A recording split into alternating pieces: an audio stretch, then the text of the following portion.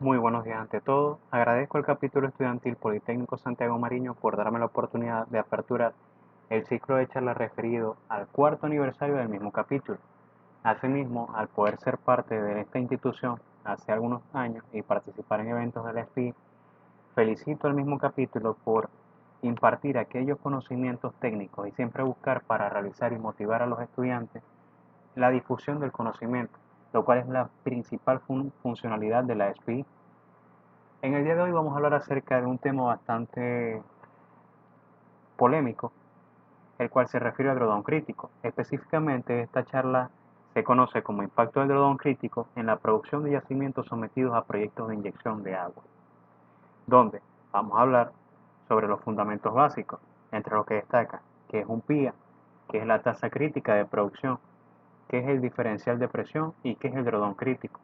Asimismo, vamos a abarcar una metodología propuesta, la cual se refiere a estimar, recopilar y validar las pruebas de presión, diagnosticar la procedencia del agua de producción, calcular teóricamente ese drodón crítico y calcular posteriormente de forma estadística. Por último, les mencionaré algunos casos reales donde se ha aplicado esta metodología. Campo Boscán, que será tomado como punto de partida o punto focal de esta presentación para explicar un caso real. El campo Alturita, el cual es un yacimiento de petróleo mediano a diferencia de Boscán, que es pesado, y el campo LL652, donde se implementó esta metodología en dos yacimientos, C4X02 y C4X01, donde la gravedad API para estos yacimientos es de 39 grados API. Entonces, esta metodología ha sido aplicada en yacimientos desde petróleo pesado hasta petróleo liviano. Inicialmente comenzamos con lo que es un PIA. ¿Qué es un PIA? Un PIA simplemente son las siglas que se le da a un proyecto de inyección de agua, el cual es un método de recuperación mejorada conocido como un método de recuperación adicional. ¿Cuál es el fin de esto? Simplemente inyectar un fluido en una formación con la finalidad de presurizar y desplazar el hidrocarburo desde el yacimiento hasta el fondo de los pozos productores para poder aumentar ese volumen de petróleo recuperable. ¿Cuántos tipos de inyección de agua existen o cómo se puede inyectar esta agua? De dos maneras: de una forma periférica o externa o de una forma de interna o por arreglo. ¿En qué consiste la inyección periférica o externa? Simplemente se inyecta el agua en el acuífero con la finalidad de ayudar al mecanismo de producción a producir los fluidos. Y en la inyección interna, a diferencia de la inyección periférica, se inyecta el agua dentro de la zona o del banco de petróleo para poder presurizar y desplazar el hidrocarburo desde cierta zona hacia mis pozos productores. Cada una de estas tiene ciertas ventajas y desventajas. Por ejemplo, la inyección interna muchas veces se deben reconvertir muchos pozos de productor a inyector, o en algunas ocasiones para poder realizar un arreglo geométricamente perfecto debo perforar nuevos pozos, lo que se me traduce en un incremento de costo. Sin embargo, en la inyección periférica se pueden simplemente reconvertir algunos pozos que ya tengan el frente del agua a determinada profundidad estructural. Sin embargo, estos tipos de inyección siempre presentan unos problemas, la interna en este caso, las cuales son la inclinación del yacimiento, las altas tasas de inyección y los canales preferenciales de flujo.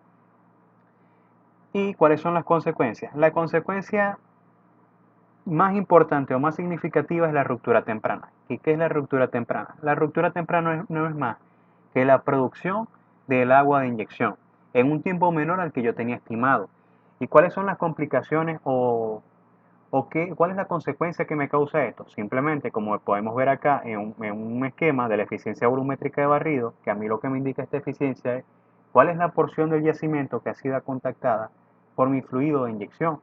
Y podemos ver que en el estrato 1 o en el canal de flujo 1, cierta parte del yacimiento ha sido contactada, pero otras zonas simplemente no han sido drenadas. ¿Esto es normal? Sí. El frente, a pesar de que uno lo pueda controlar de muchas maneras, no va a ser nunca uniforme y nunca se va a poder extraer toda la saturación de petróleo móvil. Pero ¿qué es lo preocupante en esta clase de yacimientos o en este gráfico? Que las unidades de flujo, conocidas como K2, K3 y K4, no han contactado en gran medida el agua de inyección en el reservorio. Entonces, ¿qué estamos dejando? Simplemente un gran volumen de reservas atrapadas detrás del frente de invasión. ¿Por qué? Porque la mayor cantidad de agua se está yendo por el estrato superior y todas las reservas inferiores están quedando atrapadas en el yacimiento. Asimismo, hay otras problemáticas, como es el incremento de los costos de producción. ¿Por qué? Porque Cuando el petróleo se vende a ciertas características, en Venezuela, por ejemplo, la principal característica es que el corte de agua debe tener un porcentaje menor al 1%. Entonces, para poder conseguir este porcentaje menor al 1%, se debería de garantizar un buen tratamiento de los fluidos, como simplemente al llegar a superficie se le va a agregar ciertos procesos, ya sea romper las emulsiones a través de emulsificantes o romper las emulsiones a través de transferencia térmica. Pero ¿qué ocurre con el agua y la transferencia térmica? Recuerden que el agua no es totalmente dulce y siempre tiene partes por millón o partículas de sales. Y a estas entrar en contacto con lo que es el calor se vuelve corrosivo, corroyendo así todas las tuberías, instalaciones y bombas de superficie. Entonces, obviamente, si me voy por la parte de calor, voy a corroer la estructura, lo que me resulta muy costoso reemplazar. Y si me voy por la parte de inyección de química por demulsificante para romper la emulsión, los costos de producción se van a incrementar porque necesito comprar más demulsificantes para inyectar y separar ese petróleo de esa agua que estoy produciendo. Ahora, ¿cuál es otra consecuencia que me repercute una ruptura?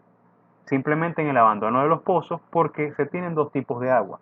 Un agua positiva, que es aquella que yo puedo manejar con niveles de rentabilidad altos, y una agua que comienza a ser negativa cuando ya me está acarreando incrementos en los costos de producción y va a llegar un momento simplemente donde el proceso se me va a volver antieconómico. Es decir, un pozo que de repente empieza a incrementar el corte de agua y llega hasta un 98%, 99%. Obviamente voy a manejar un mayor volumen de agua y quizás este pozo, de acuerdo a su tasa neta, pueda volver en proceso inviable y tenga que cerrarlo o abandonarlo. Si ya conocemos lo que es un PIA, vamos a comenzar con lo que es la tasa crítica de producción. La tasa crítica de producción es ese caudal máximo que puede producir un pozo sin afectar el equilibrio existente entre la roca y los fluidos. ¿Y cuáles son los problemas que puede ocasionar que yo exceda esta tasa crítica? Es simple. En yacimientos donde no tenga un mecanismo de producción asociado a un empuje hidráulico o inyección de agua, e incluso en estos tipos de yacimientos, puedo incurrir en lo que es la producción de arena o migración de finos de acuerdo al tamaño de la partícula, lo que me va a reducir la vida útil de mis pozos. Asimismo, en yacimientos volumétricos, es decir, que tenga un acuífero como mecanismo de producción asociado, puede estar incurriendo en lo que es la canalización que se observa en la figura superior, perdón, en la conificación o en una canalización. Que la canalización no es más que simplemente que por un lente llega al pozo productor mi agua de producción y hay ciertas porciones del yacimiento que no han sido barridas. Mientras que la conificación no es más que se eleve el nivel hidrodinámico del acuífero, mitigando la producción de petróleo e incrementando la producción de agua.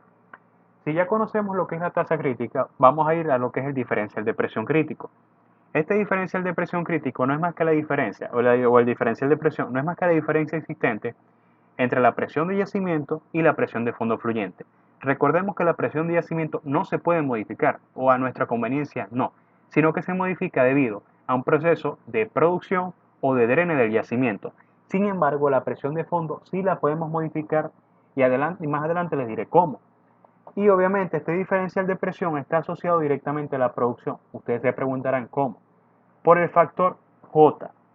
¿Qué es J? J es el índice de productividad, lo cual es una variable que me indica a mí que tan buen o mal productor es mi pozo en función de las propiedades petrofísicas y de los fluidos. Entonces, si yo conozco el índice de productividad y puedo manejar el diferencial de presión, que ya se los voy a mencionar cómo se puede hacer, yo puedo en función de esto aumentar o disminuir la producción de mis pozos simplemente controlando la presión de fondo fluyente. Entonces, llegamos a lo que es el diferencial de presión crítico, que no es más que ese diferencial que a mí me va a proporcionar la mayor cantidad de barriles de líquido sin inducir a un arenamiento, migración de fino, conificación y o canalización junto a otros problemas mecánicos. Ahora, ¿cómo yo puedo modificar esa presión de fondo fluyente? Si el pozo es flujo natural, quiere decir que la energía del yacimiento es suficiente para llevar o transportar el hidrocarburo desde el fondo del pozo hasta la superficie.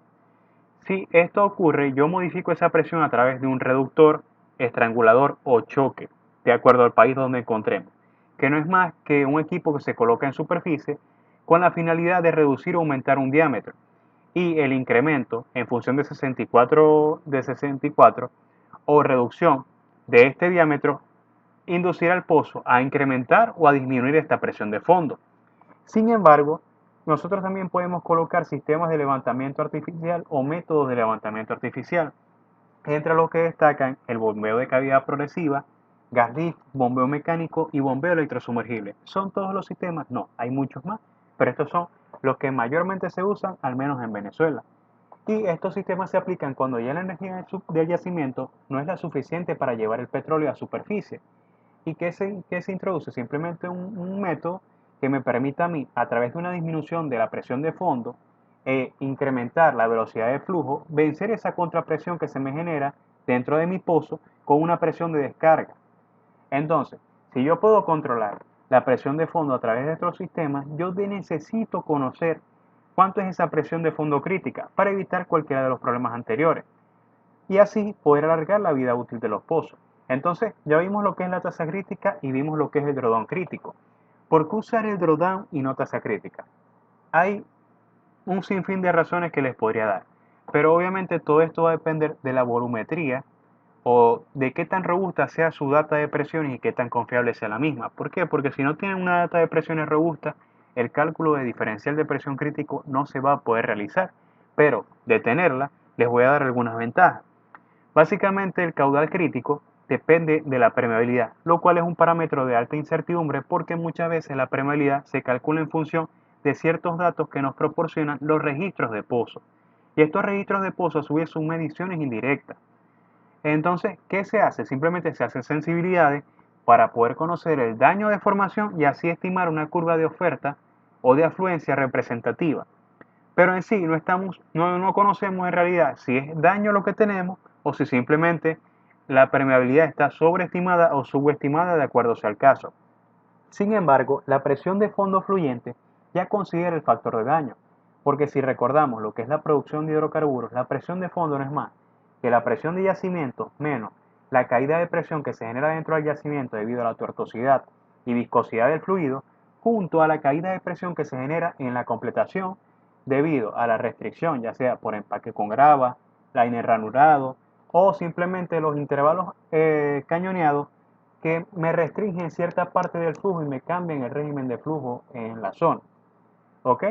Y por último, al menos en Venezuela estamos teniendo muchos problemas con lo que es la medición de los pozos.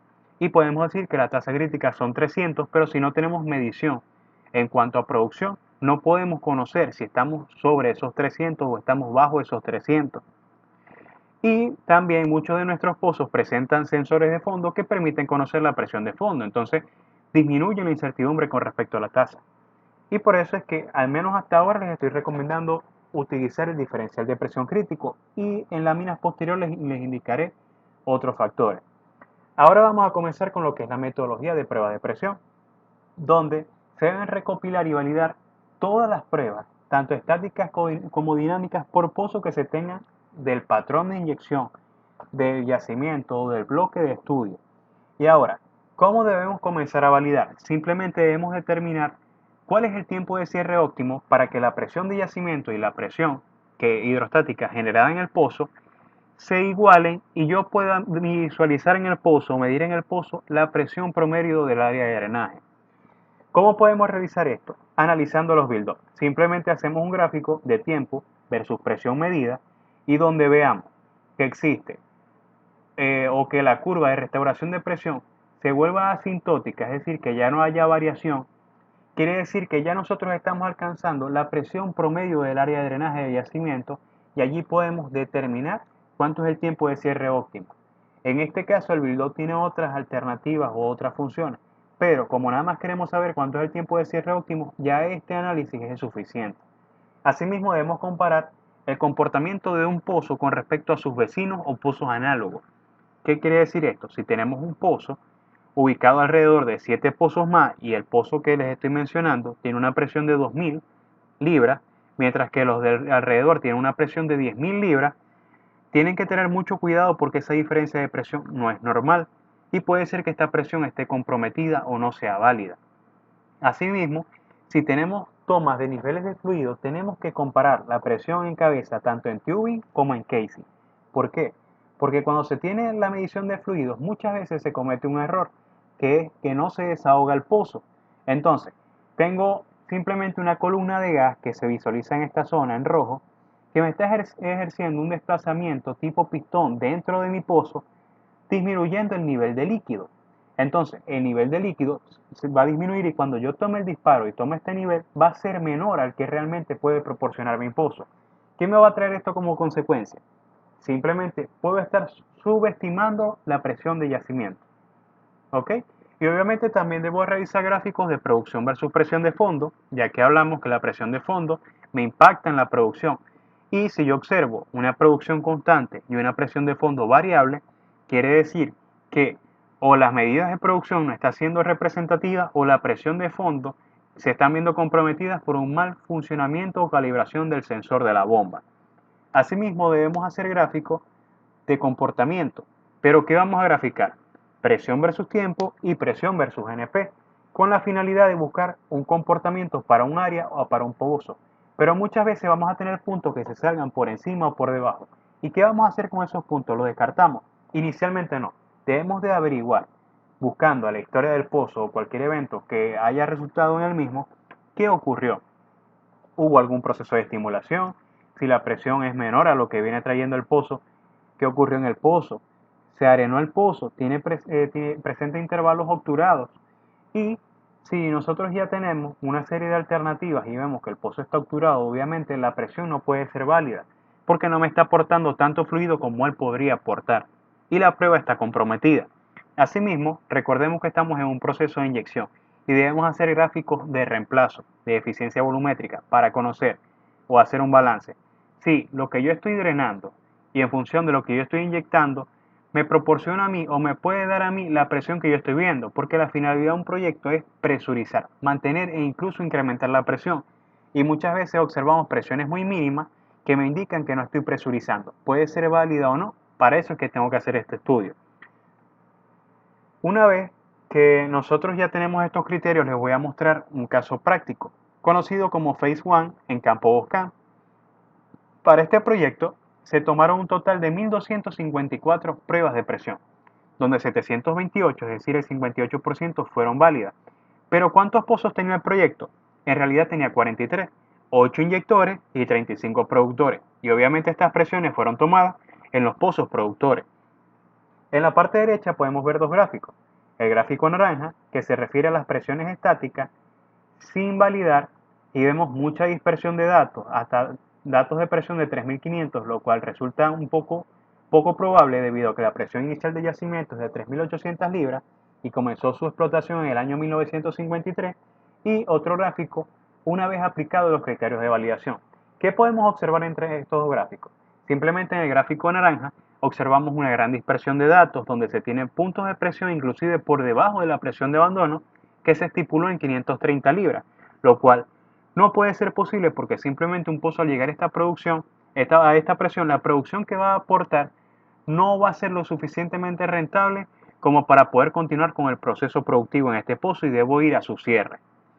Mientras que al validar las pruebas tenemos un comportamiento mucho más sinuoso que se dispersa luego de la línea roja y arriba se plasma como la línea negra. ¿Qué significa esta línea divisoria? Simplemente es el inicio del proyecto de inyección. Y posteriormente a este proyecto de inyección vemos dispersión. Ustedes preguntarán, ¿se validaron esas pruebas? Sí, se validaron, pero ¿qué ocurre? Señores, cuando uno empieza un proyecto de inyección, muchos pozos van a ver respuesta o presurización más rápidos que otros. ¿Por qué? Porque simplemente la distancia entre el pozo productor e inyector es más cercana en función a unos pozos que a otros, porque la estructura me facilita la velocidad del avance de frente hacia un pozo a otro, o simplemente hay un pozo que recibe efecto de inyección de dos pozos inyectores, mientras que otro solo de uno. Por eso es esa dispersión. Al validar esto, necesitamos realizar lo que es el diagnóstico. ¿Y cómo va a comenzar ese diagnóstico? Debemos primero calcular el tiempo de ruptura. Y el tiempo de ruptura no es más que el tiempo al cual se va a empezar a producir el agua que estoy inyectando. Y esta ecuación lo que relaciona es al volumen poroso con el caudal inyectado. Si se realizó este tiempo de ruptura de manera teórica y se estima un tiempo promedio de ruptura de 7 años. Pero si ya tenemos el tiempo teórico, necesitamos saber qué ocurrió en realidad en el campo. Y para conocer esto revisamos los gráficos de producción. En este punto, para este patrón de inyección, nosotros tuvimos la siguiente premisa. Campo Boscán en gran medida es un yacimiento no volumétrico. ¿Qué quiere decir esto? Que el mecanismo de producción no está asociado a un empuje hidráulico, es decir, a gas en solución, casquete de gas, entre otros. En este caso es por gas en solución y nunca en su historia productiva ha producido acortes de agua superiores al 15%. Si nosotros ya tenemos este conocimiento y observamos que luego del proyecto de inyección empezó a incrementar el corte de agua, hay altas probabilidades de que este incremento se deba a una ruptura. Entonces empezamos a verificar cuáles fueron las probables causas de esa ruptura y cuáles fueron los pozos que presentaron esa ruptura en un tiempo menor a 7 años para poder clasificarlo como una ruptura temprana, es decir, en un tiempo menor al que nosotros estimamos. Entonces tenemos que una disminución de la PIP me impacta porque incrementa la producción. Pero si yo excedo con esa presión de entrada de la bomba, esa presión de fondo crítica y ese caudal crítico, voy a incurrir en lo que es la canalización del agua de inyección. ¿Y cuál es una de las señales propicias para conocer que el frente de inyección está llegando a un pozo productor? El incremento en la RGP o relación gas-petróleo, como le quieran llamar, y o el incremento en la tasa de gas, de acuerdo a como ustedes lo deseen ver. ¿Por qué incrementa? Simplemente porque hay algo que se conoce como el efecto de Yene, que no es más que el desplazamiento de esa saturación de gas libre. Y detrás de esa saturación de gas libre, una vez que se incremente esa RGP y llegue al frente, va a empezar a disminuir porque ya se desplazó la mayoría del gas libre y lo que queda es el gas crítico o gas residual y por ende va a aumentar la saturación de agua y el corte de agua porque ya llegó ese frente de invasión, tal como se observa acá. Vemos en la figura disminución de la PIP, incremento en la producción y posteriormente a este incremento, a pesar de que acá no incremente el RGP, aquí sí, indicando que el frente ya estaba muy cercano. Y esta línea roja lo que me indica es cuándo superó ese cutoff o parámetro de corte que me indica la ruptura que lo estipulamos en un 30%, llegando e incrementando de verdad bastante rápido desde un 30% hasta un 60% aproximadamente. Entonces el pozo presentó una ruptura temprana. ¿Por qué? Porque el proyecto de inyección comenzó en el año 2006 y ya en el año 2011 él mismo presentaba una ruptura. No cumplió los 7 años, sino que cumplió solamente 5 años para que se presentase la misma. Entonces, si tenemos la ruptura, necesitamos saber de dónde proviene esa agua de producción. Y para eso podemos utilizar o apoyarnos en gráficos cualitativos como lo son el gráfico de Chan y el gráfico de Ramos, donde podemos visualizar ciertos comportamientos. Pero donde nos vamos a enfocar hoy son en dos, en la canalización y en la conificación, que son los problemas que realmente nos importan hoy.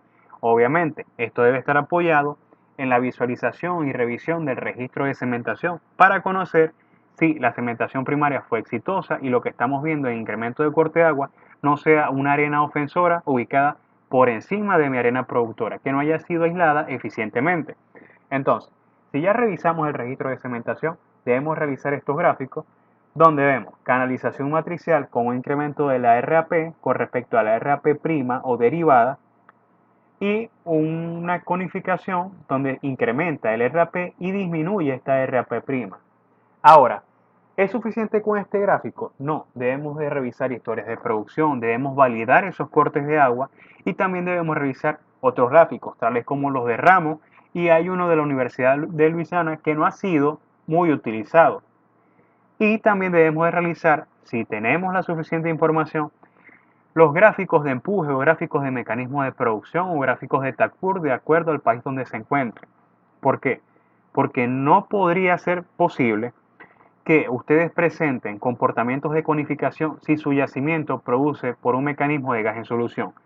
Si el mecanismo le está develando un problema de conificación y el gráfico de Chan también, se debe revisar el mecanismo de producción. ¿Por qué? Porque puede ser que tengamos un empuje hidráulico de pequeño tamaño oculto que sea el ofensor de agua y para esto puedo realizar un balance de materiales para verificar o certificar si tengo un mecanismo de empuje hidráulico o simplemente tengo otra clase de problemas afectando. Ahora entramos a la parte de correlaciones. ¿Qué son las ecuaciones de tasa crítica? Y existe un sinfín de ecuaciones, muchísimas. Y estas van a depender de muchos factores. del tipo de yacimiento, si es homogéneo o es heterogéneo, y el tipo de problema, de acuerdo a si es conificación o canalización. De acuerdo al tipo de yacimiento, si es homogéneo, tenemos nada más por nombrar Crafton-Hawking, Schulz y Hoyland y Papazakos. Hoyland y Papazakos modifican la ecuación para yacimientos heterogéneos y Giuli y Chaperón también hacen sus aportes.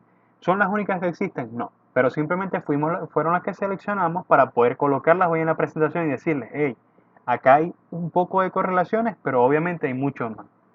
De acuerdo al tipo de problema, tenemos conificación y canalización, donde para conificación tenemos Meyer y Gardner y Chaperón, y la única ecuación de tasa crítica existente hasta la fecha es el criterio de inestabilidad de Dietz. ¿Ok? Esa sí es la única existente. Y surgen las preguntas.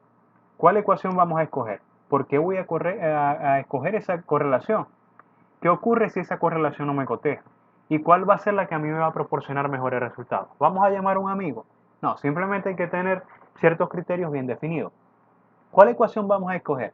Muchos de ustedes dirán, ok, si tengo un yacimiento de tipo heterogéneo, agarro esas tres y las otras que se presenten para esa clase de yacimiento. Chicos, en este caso necesitamos entender que debemos de tomar la mayor cantidad de correlaciones porque muchas veces estas no aplican. Entonces, esa es la razón por la cual nosotros debemos de calcular la tasa crítica por la mayor cantidad de ecuaciones posible. Y si no coteja, nosotros podemos realizar modificaciones de las ecuaciones en función al comportamiento real que estamos viendo en el campo, para obtener así aquella que me proporcione los mejores resultados. Y aquí les muestro en qué se basaron dos ecuaciones, la de Schulz, que data del año 1972, y fue utilizada para determinar la tasa crítica para conificación basada en simulación numérica y experimentos de laboratorio. El criterio de Dietz se basa en un paper del año 1953 y considera un desplazamiento tipo pistón sin fuga. ¿Qué quiere decir esto? Que detrás del frente de inyección todo el petróleo móvil va a ser desplazado y se conoce que en la realidad esto no sucede y por eso se deben muchas veces utilizar ciertas modificaciones. Ahora, surge esta pregunta, muchas veces se realiza, ¿es igual tasa de mantenimiento a tasa crítica? La respuesta es, son similares. ¿Por qué? ¿O cuál es la diferencia? La tasa crítica, recuerden, es aquella tasa que se utiliza para evitar el incremento del corte de agua, del arenamiento, ya sea por conificación o por canalización. Y si vemos esta figura, observamos una línea limítrofe en color negro, donde en la parte izquierda se excedió la tasa crítica e incrementó el corte de agua. Y en la parte derecha se estaba excediendo esta tasa crítica, siguió incrementando el corte de agua, pero luego que se realizó, simplemente se disminuyó esta tasa para evitar el aumento, mantener y quizás reducir, de acuerdo a las características del yacimiento, el corte de agua. Entonces, una tasa luego de la ruptura que se utilice para evitar ese incremento es lo que se conoce como tasa de mantenimiento. Entonces, ¿cuál es la diferencia entre tasa crítica y tasa de mantenimiento? Simplemente el momento o la fecha a la cual se calculan. Recuerden, tasa crítica antes de la ruptura o de la formación del cono. Tasa de mantenimiento luego de la ruptura o de la formación del cono, de acuerdo a cuál sea el problema. Para este patrón de inyección se tenían 35 pozos productores y resulta que 34, es decir, el 97% de los mismos presentaron canalización. Y aquí se observa lo que es la canalización, que no es más que por algunas unidades de flujo pertenecientes a un mismo yacimiento, fluye el mayor volumen de agua, drenando un gran volumen de reserva y muchas veces pueden dejar bypasses o espacios de petróleo detrás del frente, mientras que otras unidades de flujo no han sido drenadas eficientemente. Entonces, deja un importante volumen de reserva atrapados detrás del frente de invasión o de inyección. En este caso, se calculó para un patrón de inyección conocido como patrón 836 las tasas críticas de manera probabilística, con un valor mínimo y un valor máximo. Y se puede observar que hay dos pozos, como son el pozo 936 y 575, que presentan tasas muy bajas. ¿Qué ocurrió? Que para poder ajustar la correlación a este campo se debió usar modificaciones, porque las mismas daban dos barriles, lo que no resulta atractivo económicamente. Y la premisa para considerar atractivo un proyecto en este punto fue una producción de 80 barriles hacia arriba. Entonces, ¿qué ocurrió? Que para un 48% de los pozos que se aplicó esta correlación, extendidos a todo el patrón, recuerden eso, resultó no rentable, debido a que la producción era menor de 80 barriles. Entonces, se decidió ir a lo que es un drawdown estadístico. Pero primero necesitamos tener un punto de partida, que es el cálculo de drawdown crítico. Pero ¿cómo obtenemos este punto de partida o este drawdown crítico de manera teórica?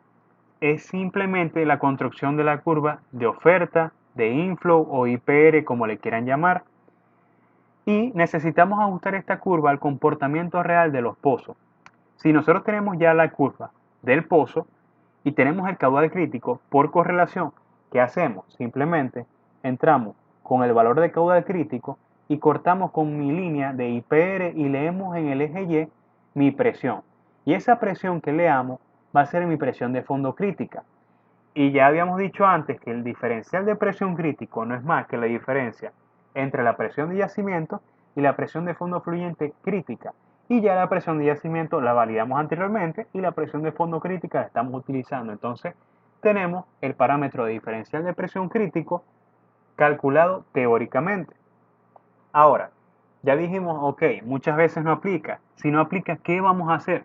Simplemente vamos a irnos a la parte estadística, que básicamente la estadística se basa en estimar ese diferencial de presión, pero en función del comportamiento real que tenga el yacimiento. ¿Y cuáles son las consideraciones? Bueno, debemos buscar lo que es la ubicación estructural del pozo productor y del pozo inyector.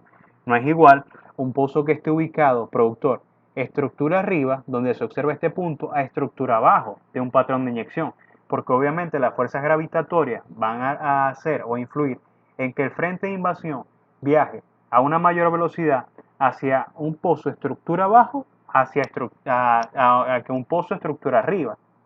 También el espaciamiento entre pozos. No es igual un pozo que esté ubicado en un piloto de inyección a 600 metros que un pozo que esté ubicado a 400 metros. También debemos tener en consideración el volumen de inyección.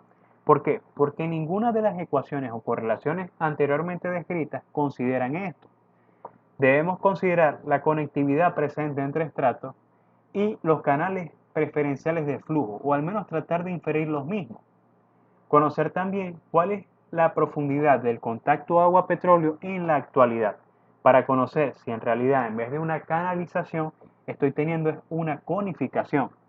Asimismo debemos hacer los gráficos de reemplazo de eficiencia, verificar la completación, porque recuerden que cada tipo de completación me genera una restricción al flujo. No es igual una completación que tenga 2-3 métodos de control de arena, como empaque con grava, rejillas preempacadas, liner ranurado, como le quieran llamar, a una completación a hoyo abierto, donde el flujo va a ser mucho más libre y va a tener menores restricciones. Y esto me va a impactar en el diferencial de presión. Y asimismo debemos de tener lo que es la analogía. Si vamos al detalle de cada uno de estos, tenemos al patrón 836, donde observamos que el espaciamiento nominal, al menos para Venezuela, para la edad geológica Eoceno debe ser de 600 metros. Pero si observamos este patrón, visualizamos que no es geométricamente perfecto. Y tenemos que desde el punto 836 hasta el pozo 575 y 936, la distancia es mucho menor que hacia el 839 y hacia el 501. Es decir, que este pozo probablemente presente ruptura antes que el resto del patrón. Y obviamente también necesitamos considerar la estructura desde el punto de vista de alguna falla de tipo sellante que no permita el paso del frente de inyección hacia mis pozos productores, o simplemente lo que veníamos conversando de la inclinación de la estructura. Para conocimiento general, Campo Boscán presenta ángulos de inclinación muy bajos y la estructura geológica es un monoclinal, alrededor de 4 grados de inclinación en dirección noroeste-suroeste. Y muchos se preguntarán, es muy bajo la inclinación, vamos a despreciarlo. Muchas veces se desprecia, pero no es el deber ser, porque por más que pequeña que sea la inclinación, esto va a repercutir directamente en la velocidad a la cual avanza ese frente de inyección. Luego se debe hacer los gráficos o las correlaciones cronoestratigráficas para cada uno de los patrones de inyección. ¿Y qué se determinó? Que simplemente hay dos unidades de flujo que presentan las mejores propiedades y los mejores espesores en el yacimiento, es decir, que se deben comparar con los ILT y los PLT para poder visualizar si realmente estas son las arenas que están recibiendo un mayor volumen de inyección y en los pozos productores son las ofensoras de agua. Y estas arenas son la unidad de flujo 2, que se puede visualizar en color rojizo, y la unidad de flujo 5, que se visualiza en color amarillento. Casualmente son las que presentan mayor extensión, menos en este pozo, porque simplemente se erosionó y no se continúa con este paquete. Y también se deben hacer mapas de calidad de roca, es decir, mapas de K por H, mapas de permeabilidad, para determinar la conectividad entre mi pozo inyector y mi pozo productor. Muchas veces esto se hace con propiedades promedio y no se debería hacer con propiedades promedio, se debería hacer para cada una de las profundidades, es decir, permeabilidad en la base, permeabilidad a mitad de las perforaciones y permeabilidad en el tope, para conocer si por alguno de estos a estas profundidades yo podría tener una conectividad directa entre mi pozo inyector y mi pozo productor. Y quiero que nos fijemos en este patrón, que es el patrón que estamos estudiando 836, donde los colores cálidos, es decir, rojizos y amarillentos, indican muy buena conectividad. Y si mi pozo inyector está ubicado en una zona de buena conectividad con respecto a otro pozo productor como el pozo 700, 501, entre otros, quiere decir que la inyección va a viajar mucho más rápidamente hacia esta zona que a zonas con menores o de menor calidad en cuanto a propiedades petrofísicas se refiere. Entonces debemos tener mucho cuidado. ¿Qué quiere decir esto? ¿Vamos a colocar mi pozo inyector en un punto donde no haya conectividad? No, porque si lo hacemos simplemente el frente no va a barrer las reservas suficientes, pero tampoco podemos colocar mi pozo inyector en un canal preferencial de flujo donde vaya a circular el mayor volumen de agua y no vaya a desplazar y a recuperar la cantidad de petróleo que he dicho que voy a recuperar a través de la simulación u otros métodos antes de la implementación del proyecto de recuperación adicional por inyección de agua. Si conocemos esto, vamos a conocer también o a tratar de determinar cuál es la profundidad del contacto agua-petróleo. Anteriormente les mencioné que este yacimiento presenta un mecanismo de gas en solución y no hay empuje hidráulico. Entonces descartamos al menos conocer la profundidad del contacto agua-petróleo. Y a su vez, para poder determinar estos canales preferenciales que ya hemos venido comentando anteriormente, con lo que es la calidad de la roca y las correlaciones, podemos utilizar la sísmica. Pero tenemos que también tener en consideración que la sísmica presenta una resolución muchas veces mayores a 80, 90 y 100 pies. ¿Qué quiere decir esto? Que todo espesor que sea menor a 90 u 80 pies, yo no voy a poder detallarlo en la sísmica. Entonces, obviamente, si tengo un canal preferencial menor a 80 pies, la sísmica no me lo va a demostrar. Pero al menos si son mayores a esta profundidad o a este espesor, yo puedo inferir la presencia de algunos canales. No puedo decir que existen, hay que hacer otros tipos de cálculos y hacer mapas sedimentológicos. Pero al menos puedo inferir o tener una idea de dónde pueden estar esos canales preferenciales. Y eso es lo que se observa acá utilizando un atributo, que no es más que un algoritmo, que utiliza una relación. ¿Qué relacionamos acá? Aquellos pozos que presentaron una mayor producción de agua con la impedancia, es decir, la velocidad a la cual viaja la onda acústica. Y tenemos que existe relación entre pozos que presentaron ruptura temprana con las ondas que se ven en color amarillento y verdoso. Hay un pozo que es el que está ubicado en esta zona, que realmente los canales no llegan hacia acá, pero es por la falla. Y este es el único pozo de este patrón que no ha presentado ruptura hasta la fecha. Lo que me da pie a mí a inferir que la existencia de canales preferenciales realmente está yendo bien hasta los momentos. Asimismo, debo realizar lo que son los gráficos de eficiencia volumétrica de reemplazo, y esta debería estar cercana a lo que es el 100%. Sin embargo, en la misma hubo sobreinyección y inicialmente se tuvieron tasas hasta 500% mayores de lo que producía en función de lo que yo inyectaba. Asimismo, tenemos lo que son las tasas recomendadas por la empresa de simulación numérica de yacimiento, que realizó este estudio para este patrón de inyección. Y la tasa recomendada era de 4.000 barriles. Inicialmente, tal como se ve en la eficiencia volumétrica, no se excedió, pero hubo un punto tal que la inyección excedió lo que estaba recomendado y ustedes se preguntarán, hubo momentos en los cuales no se excedió. ¿Por qué esos momentos cuando se excedió se impactan? Porque teóricamente la inyección debería ser constante e ir desplazando todo el volumen de hidrocarburos que tienen en el medio poroso. Si ustedes incrementan la tasa de inyección, la velocidad del frente va a incrementar y obviamente el frente no va a ser uniforme, que es lo que se busca para poder recuperar la mayor cantidad de volumen de hidrocarburos posible. Entonces, otra causa de ruptura es la sobreinyección, al menos en este patrón. Por último, vamos con la analogía de los pozos. ¿Qué es la analogía? No podemos determinar una tasa crítica puntual por pozo. ¿Por qué?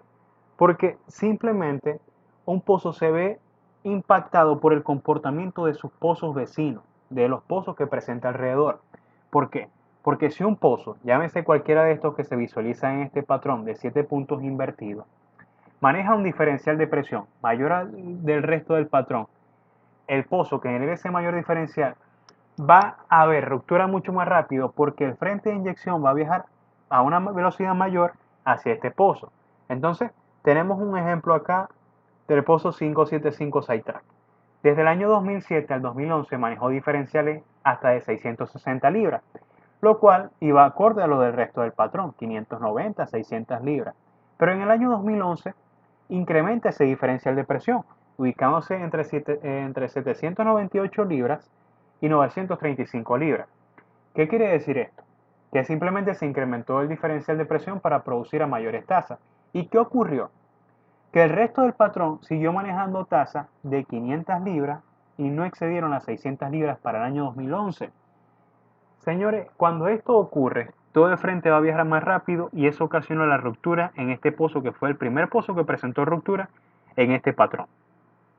Posteriormente se perforó un pozo gemelo, un pozo sustituto, como le llaman en sus países, que no es más que un pozo que se coloca muy cercano a un pozo abandonado con la finalidad de recuperar las reservas asociadas a ese pozo abandonado.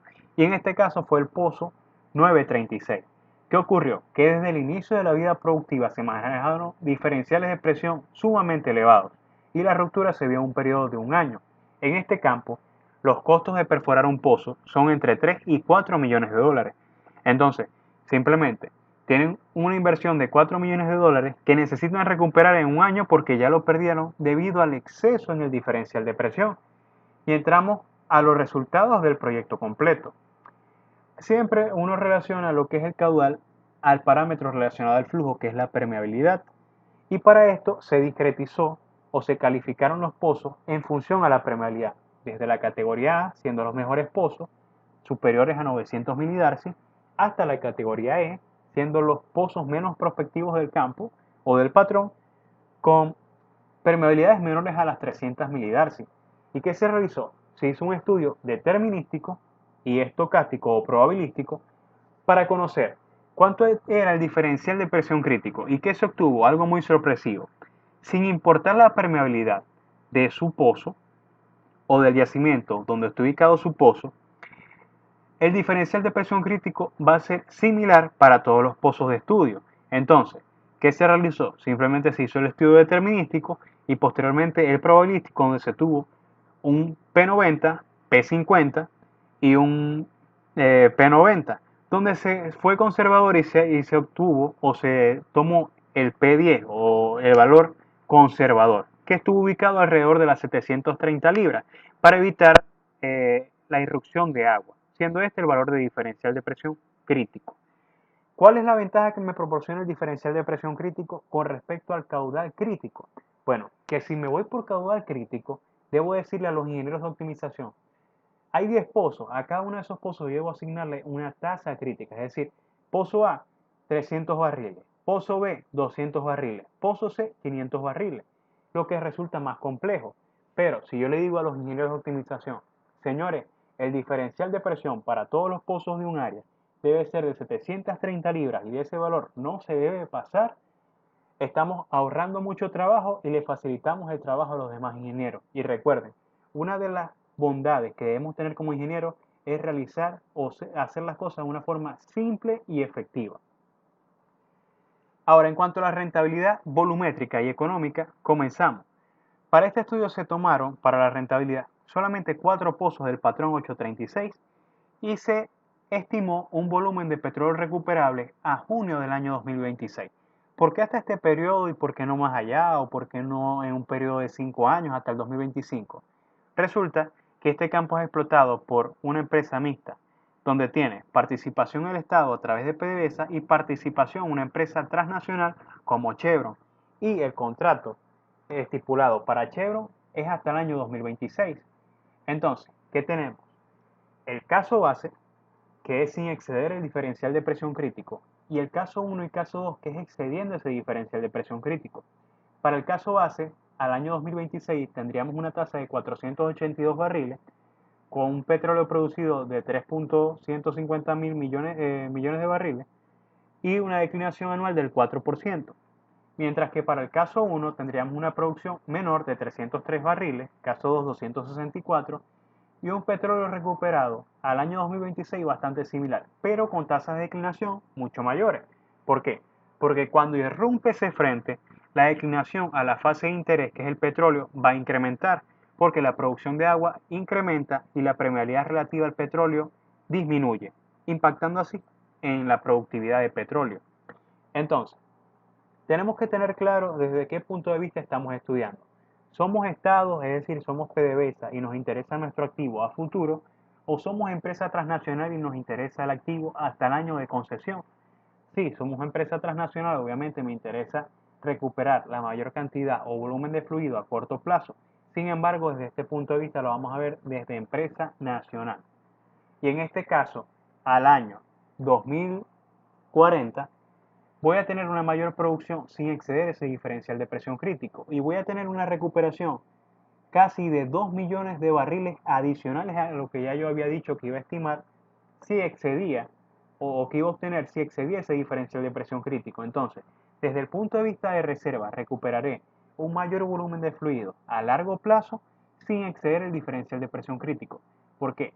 Porque la declinación no va a incrementar tan abruptamente como si presento ruptura excediendo el diferencial de presión. Desde el punto de vista económico, hay que tener en consideración que las empresas extranjeras, a pesar de tener indicadores tales como BPN, que es el valor presente neto, que no es más que tomar todo el flujo de caja del proyecto que me va a generar en cada uno de los años que yo estoy evaluando y traerlo hacia el presente para saber si es positivo, resulta que el proyecto es viable, si es negativo es inviable y si es cero, no tengo ni pérdidas ni ganancias. La tasa interna de retorno, que no es más que la tasa que yo utilizo para conocer o para saber cuándo mi BPN se va a igualar a cero y la eficiencia de la inversión, que no es más que cuántos dólares yo recupero por cada dólar que invierta. En el caso de Chevron, específicamente en Venezuela, en el Zulia, en Campo Buscán, se sugiere que todo proyecto supere una eficiencia de la inversión de 1.5 dólares por barril. Esto quiere decir que para que un proyecto pueda ser viable económicamente, necesitamos que esa eficiencia sea superior a 1.5. Y vamos al cuadro inferior, donde se observan los tres casos. Sin embargo, el caso 2 queda descartado al no exceder este 1.5 a pesar de estar muy cercano. Y les comento. En cuanto al BP, en el caso 1, que es excediendo ese diferencial, va a ser mayor al del caso base. En cuanto a la tasa interna, de igual forma, pero en cuanto a la eficiencia de la inversión, mi caso base es superior al caso 1. En ambos casos se instruye rentable, pero también que hay que considerar los riesgos asociados. Recuerden que cuando irrumpe un pozo en agua, nosotros no podemos controlar la declinación que va a tener ese pozo. ¿Por qué? Porque así como estipulamos en un 11%, hay pozos que presentan declinaciones de 15%, de 16%, lo que me puede volver inviable el proceso. También, recordemos que este tipo de cálculo para este ejercicio se utilizó con un costo operativo, un costo de producción estable, igualitario. Sin embargo, conocemos que al incrementar el corte de agua, mis costos operativos van a incrementar. Y si yo coloco acá costos del barril mucho mayores para producirlo, les aseguro que el caso 1 se va a volver no rentable al igual que el caso 2. Entonces, ¿qué tenemos? Que simplemente el caso menos riesgoso y que me proporciona una mayor seguridad y una buena ganancia es un caso base donde yo no supere ese diferencial. Asimismo, sin superar el diferencial de presión crítico voy a recuperar un mayor volumen de reserva. Y si hago ese análisis económico a una mayor cantidad de años, probablemente el mismo sea muy rentable. Para realizar una sensibilidad, se realizaron los gráficos de Spider o de araña y de tornado. En el gráfico de araña, ¿qué podemos observar? Simplemente, ¿cuál es el impacto de una manera positiva o de una manera negativa en el proyecto según las variables producción, inversión y precio del barril? Pero este precio del barril se refiere a las ganancias en dólares que tengamos. Entonces tenemos que el valor de mayor impacto en la rentabilidad de mi proyecto es el costo del barril. Y si estamos indicando que mis costos del barril pueden incrementarse significativamente porque debo cancelar un mayor volumen de demulsificantes, tengo un escenario de riesgo que en el punto de vista más catastrófico me puede generar una pérdida a un plazo hasta el 2026 de 2 millones de dólares. Si me voy desde el punto de vista de producción, tenemos que si disminuye mi tasa de producción al petróleo, el impacto en el peor de los casos puede ser de 1 millón de dólares. Entonces, son dos factores directamente de riesgo que pueden ocurrir. Por tanto, es preferible en este patrón y si lo extendemos a los otros patrones, es decir, al proyecto completo, no exceder ese diferencial de presión crítico. ¿Por qué? Porque voy a tener una recuperación de un volumen mayor recuperado y voy a tener mayores ganancias con un mínimo de riesgo. Si ya conocemos esto y el impacto de cada uno de estos valores en la rentabilidad, podemos llegar a las conclusiones.